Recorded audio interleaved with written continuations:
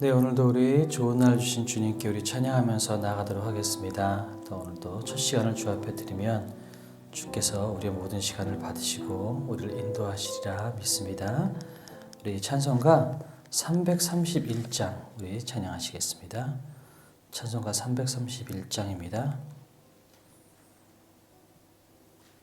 찬송가 331장 영광을 받으신 만유의 주여 우리 찬양하시면서 우리 첫 시간 주 앞에 드리겠습니다.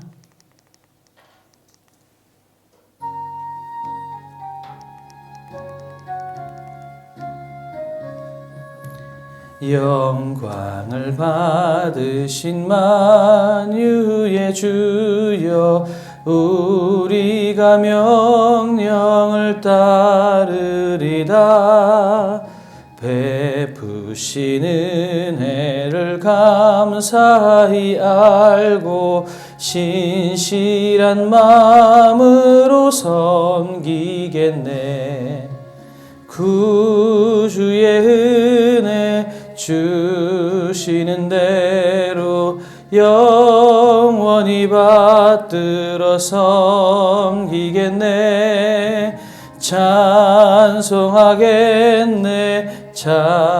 찬송하겠네 생명을 주시는 구주로다.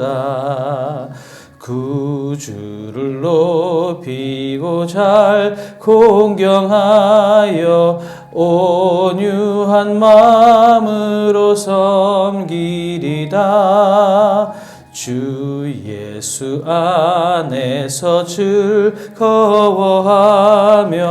충성을 다하여 섬기겠네. 구주의 은혜 주시는 대로 영원히 받들어 섬기겠네.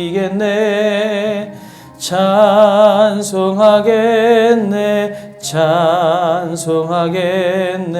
생명을 주시는 구주로다. 예수를 믿고서 늘 사랑하여 참 기쁜 마음으로 섬기리다. 온 마음을 드리고 늘 순종하여 구주를 영원히 섬기겠네. 구주의 은혜 주시는 대로 영원히 받들어 섬기겠네. 찬송하겠네 생명을 주시는 구주로다. 아멘. 그래서 기도하겠습니다. 오늘도 우리에게 선물 같은 첫 시간 허락하셔서 감사를 드립니다. 주님을 기도하오니 오늘 우리 모든 삶을 주께서 받아주시옵소서. 우리 모든 반석의 성도님들이 말씀과 기도로 무장하여서 하나님께서 기뻐하시는 성도로 성장해 나갈 수 있도록 하나님 도와주시옵소서. 또 해피데이가 이번 주 이제 돌아오는 주간에 있습니다. 우리 친척들 또 친구들 자녀들 다 초대해서 기쁨의 잔치가 될 수 있도록 하나님 인도하여 주시옵소서. 우리 특별히 어려움 당하고 계신 성도님들 오랫동안 교회 못 나오시는 분들 주께서 찾아가시고 위로해 주시옵소서. 그리고 원로 목사님과 저를 위해서 기도해 주시기 바랍니다. 저는 또 오늘 또 설교 아카데미도 세미나를 갔다 오게 되는데요. 주님 피곤하지 않게 잘 다녀올 수 있도록 도와주십시오. 여러분 기도해 주시기 바랍니다. 기도하겠습니다. 사랑과 은혜가 풍성하신 아버지 하나님, 이 시간에 주님을 찬양하며 나아갑니다. 아버지 그렇습니다. 주님 오늘도 우리에게 선물 같은 하루를 주시고 우리 호흡을 연장시켜 주셔서 하나님 살게 하시니 주님 감사를 드립니다. 하나님 오늘 첫 시간을 주 앞에 드리오니 오늘 모든 삶이 주께 연락되는 시간들이 될 수 있도록 하나님 도와주시옵소서. 우리 반석의 모든 성도들이 연결에 강건하시도록 하나님 도와주시고 말씀과 기도로 무장하여 아버지 부흥을 경험하는 교회가 될 수 있도록 하나님 도와주시옵소서. 하나님, 우리 특별히 여러 가지 병상에 있고 육신의 연약함으로 오랫동안 교회에 나오지 못하시는 우리 성도님들, 주님 그들을 주께서 찾아가시고 위로하여 주셔서 하나님의 은혜가 넘치는 시간들이 될 수 있도록 하나님 도와주시고, 어려움 가운데서라도 주님을 찬양하는 아버지 우리 성도님들이 될 수 있도록 하나님 함께하여 주시옵소서. 아버지 하나님, 우리 이번 주간에 있을 해피데이 가운데 주님께서 함께 하셔서 하나님 잘 준비할 수 있도록 하나님 도와주시고, 모든 준비들이 차질없게 잘 진행될 수 있도록 하나님 도와주시되, 주님 무엇보다 친척들, 친구들, 자녀들, 믿지 않는 사람들 하나님 우리가 모두 초대해서 하나님 이 자리가 기쁨의 잔치가 될 수 있도록 하나님 도와주시옵소서. 그래서 아버지 믿지 않는 사람들이 아버지 기쁨으로 찾아올 수 있도록 하나님 도와주시고, 그 안에서 하나님의 복음을 누릴 수 있도록 하나님 도와주시옵소서. 아버지 하나님, 우리 원로 목사님과 강건케 하시고 행복한 삶을 사실 수 있도록 하나님 주께서 도우시고 인도하여 주시옵소서. 아버지 저에게 함께 하셔서 일간에 강건케 하시고 피곤치 않게 우리 만석교회를 이끌고 나가기에 부족함이 없도록 하나님 도와주시옵소서. 오늘 설교 세미나 잘 다녀올 수 있도록 하나님 도와주시고 하나님 함께하여 주시옵소서. 오늘도 주님을 찬양하며 주의 말씀 가운데 우리가 은혜를 얻기를 원하오니 함께하여 주시옵소서. 감사드리며 예수님의 이름으로 기도드립니다. 아멘. 우리 말씀 보도록 하겠습니다. 말씀은 고린도전서 10장 23절에서 11장 1절까지입니다.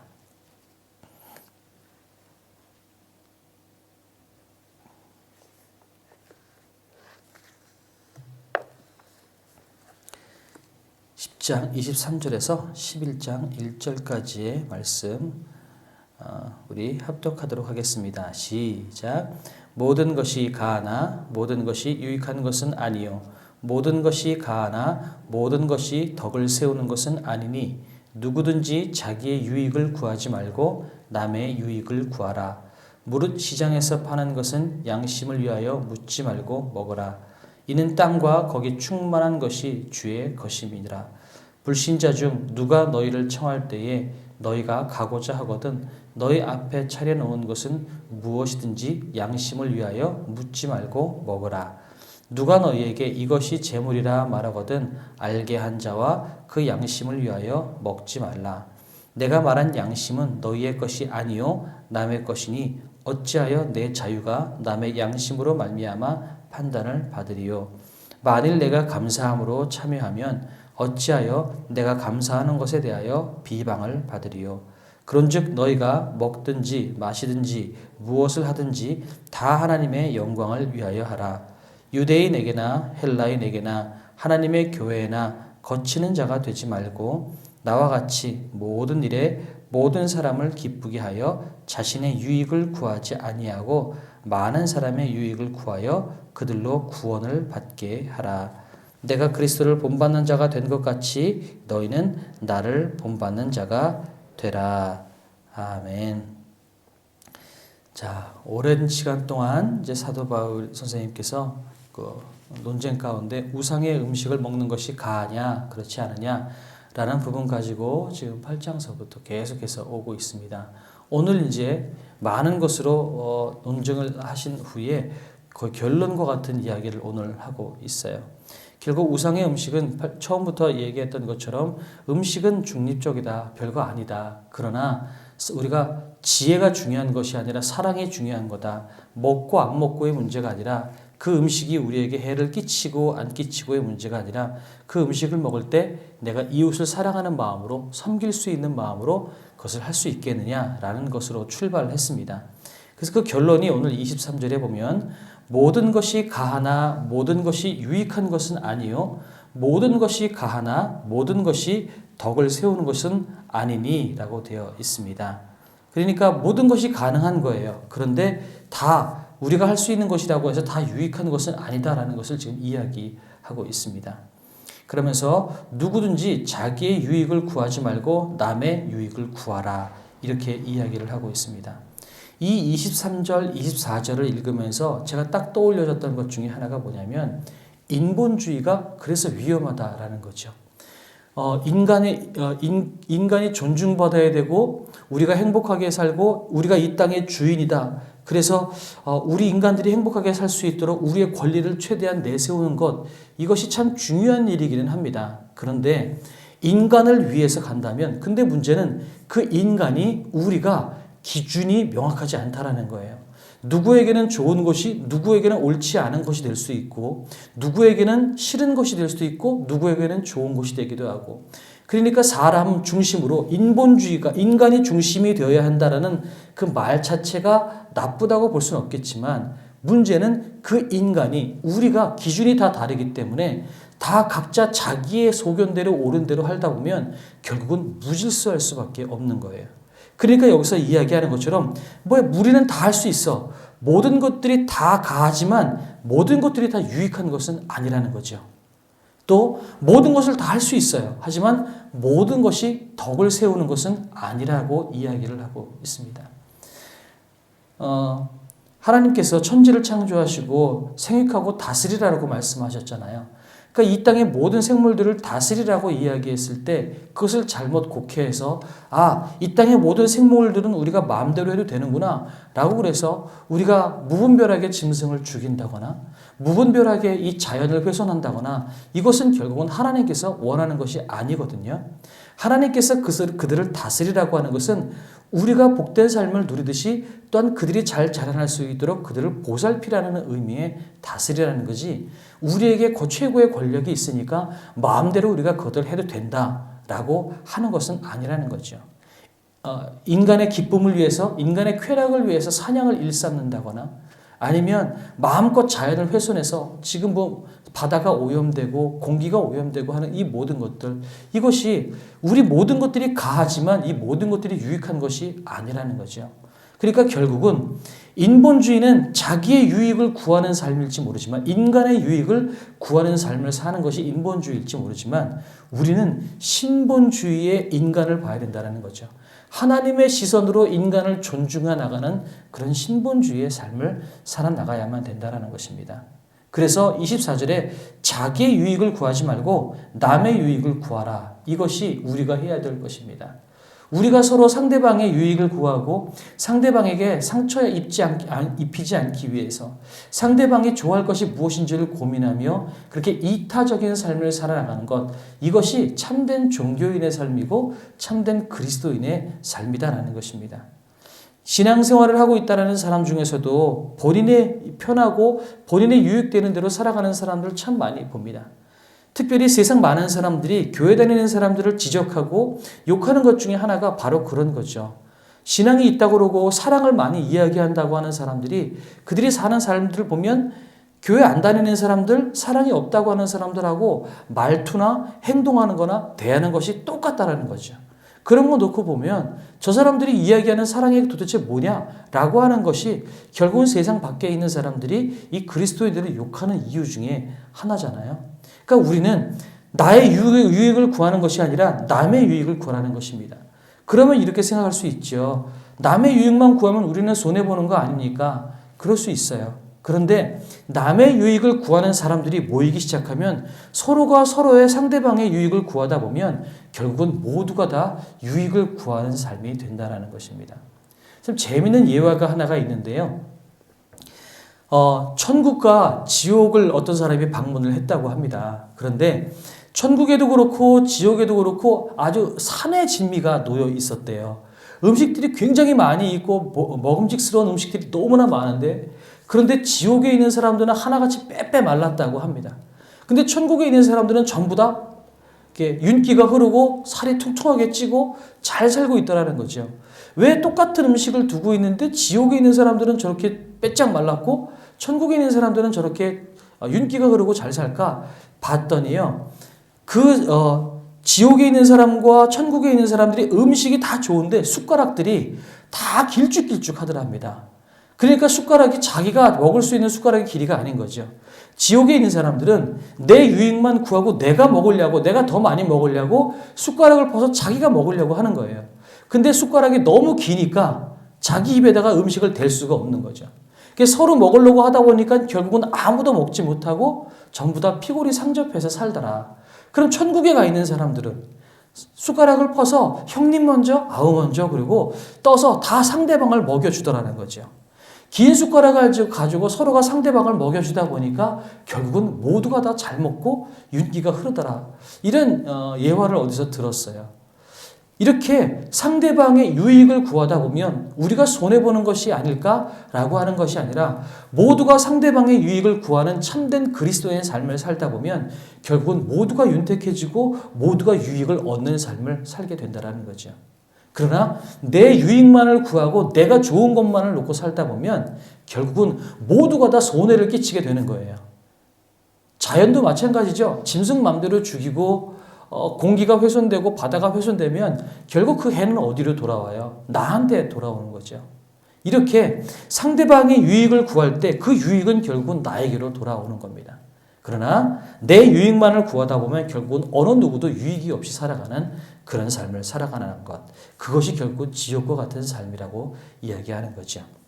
그래서 이제 구체적인 이야기를 사도 바울이 이야기합니다. 무릇 시장에서 파는 것은 양심을 위하여 묻지 말고 먹으라. 이는 땅과 거기 충만한 것이 주의 것입니다. 지난번에 말씀드렸던 것처럼 이 고린도 교회에 나오는 많은 음식들은 대부분 다 신전에 바쳐진 제물의 음식이라고 말씀을 드렸어요. 그런데 음식을 특별히 제물로 바쳐진 고기들은 대부분 다 좋은 고기예요. 그러니까 양질의 좋은 고기, 맛있는 고기들은 거의 다가 신전에 바쳐졌다가 돌아서 나온 고기라는 것을 누구나 다 알고 있어요. 그러나 이것을 양심을 위해서 서로 이것이 우상에 바쳐진 음식입니까? 신전 갔다 온 음식입니까? 그렇게 묻지 말라는 겁니다. 그리고 그냥 땅과 거기에 충만한 것이 주의 것입니다. 음식 자체는 아무런 영향력을 미치지 않는 중립적인 것이니 그냥 굳이 어디 갔다 왔는지 굳이 묻지 말고 먹으라는 거예요. 그런데 여기서 나오는 이 양심이 과연 누구의 양심일까? 뒷부분에 나옵니다. 이것은 묻는 그 본인의 양심이 아니에요. 자, 불신자 중 누가 너희를 청할 때에 너희가 가고자 하거든 너희 앞에 차려놓은 것은 무엇이든지 양심을 위하여 묻지 말고 먹으라. 여기서도 동일합니다. 불신자가 우리를 초대했어요. 그럼 우리가 집에 가면 그 불신자는 우리를 손님이라고 생각하니까 귀한 음식을 내놓겠죠. 그 귀한 고기, 귀한 음식이라면 거의 대부분 다 재물에게, 우상에게 바쳐진 음식일 것이 거의 99% 뻔한 겁니다. 그런데 그 우상에게 바쳐진 음식을 내놨다 할지라도 손님으로 간 우리는 그 주인에게 이거 우상에게 바쳐진 음식 맞습니까? 이렇게 묻지 말라는 거예요. 그런데 양심을 위하여서 묻지 말라고 합니다. 또 누가 너희에게 이것이 재물이라 말하거든 알게 한 자와 그 양심을 위하여 먹지 말라. 내가 말한 양심은 너희의 것이 아니요 남의 것이니 어찌하여 내 자유가 양심으로 말미암아 판단을 받으리요. 자, 이제부터 말씀을 드립니다.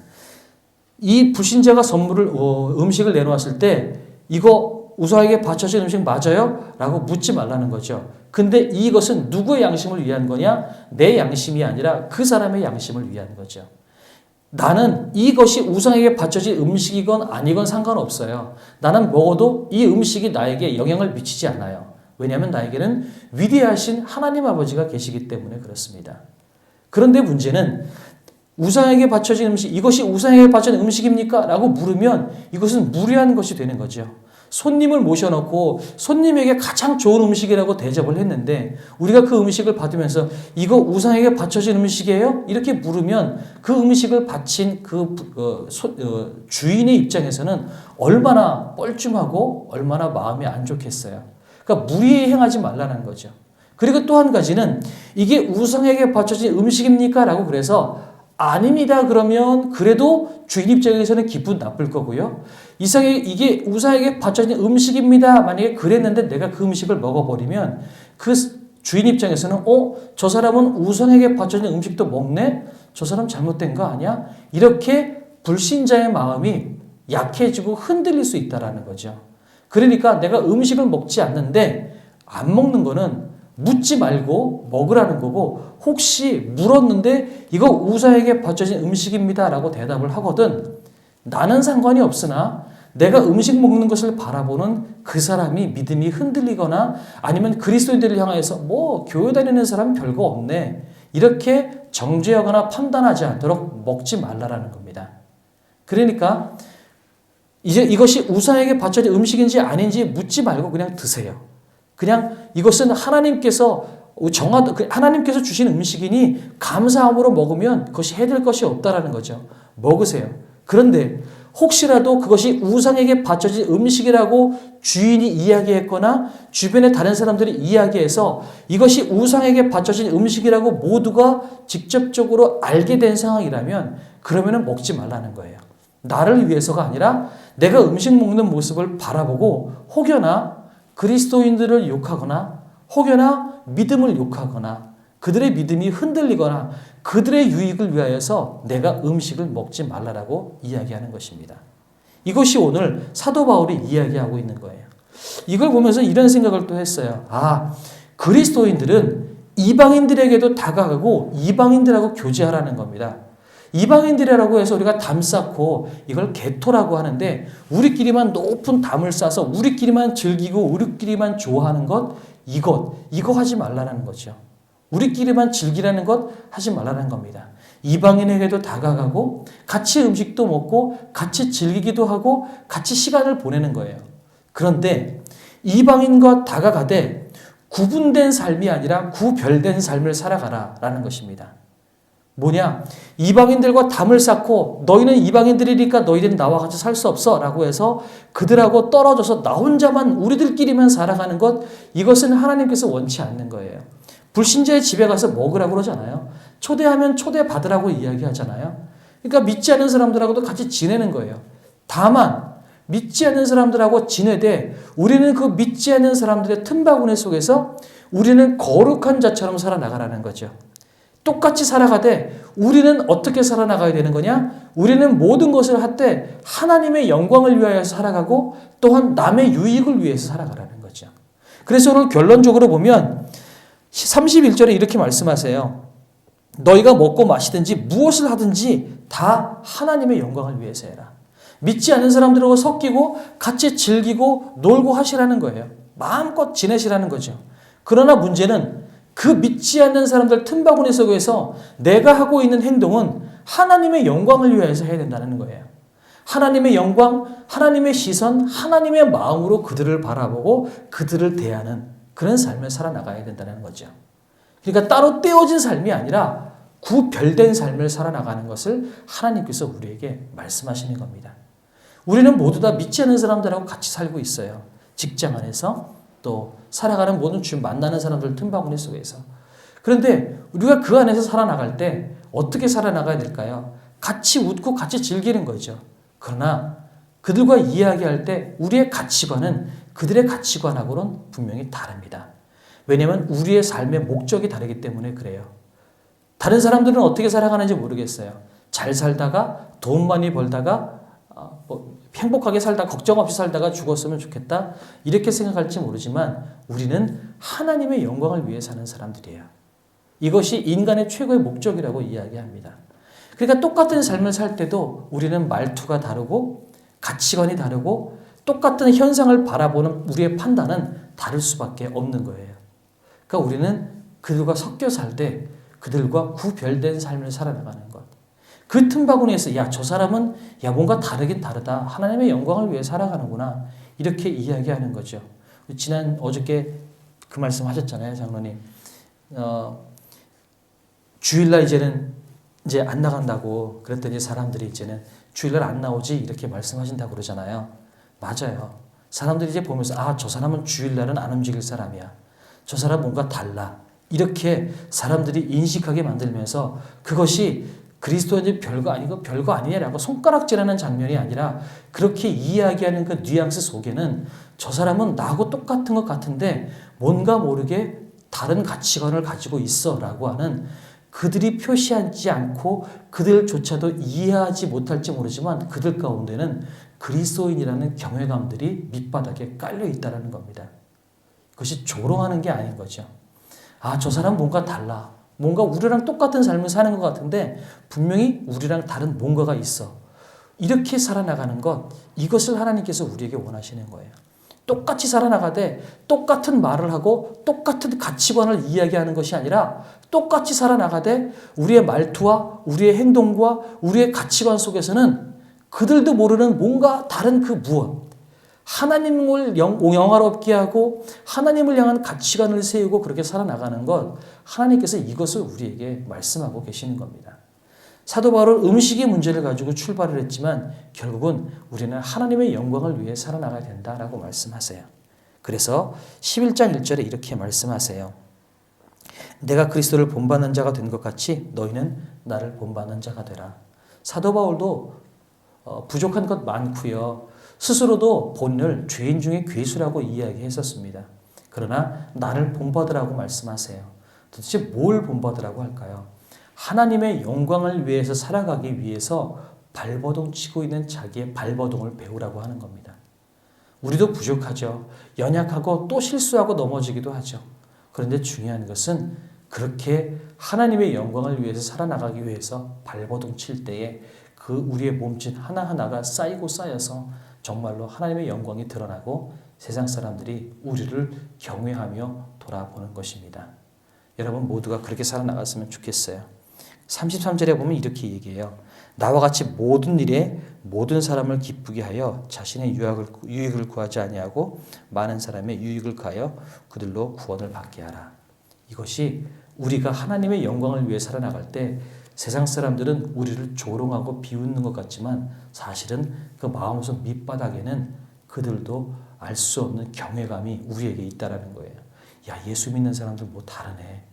예수 믿는 사람들은 뭔가 생각하는 게 달라. 이것이 쌓이다 보면 어떻게 되냐면 그들이 나도 예수 믿어야 되겠다. 이렇게 되는 거예요. 그래서 내가 하나님을 영화롭게 하고 많은 사람의 유익을 구해서 그들로 구원을 받게 하라. 그들이 하나님을 찾게 되고 신앙인이 뭔가 다르구나 라고 그들이 깨닫고 그들이 하나님을 받아들이고 복음을 받아들일 수 있는 그런 전도지가 우리가 될 수 있다는 겁니다.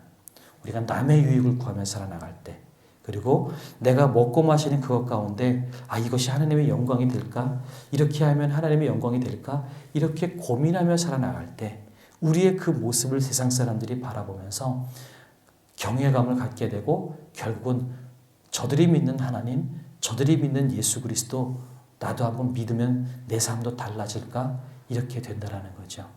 여러분이 그렇게 살았으면 좋겠습니다. 그래서 우리 모두가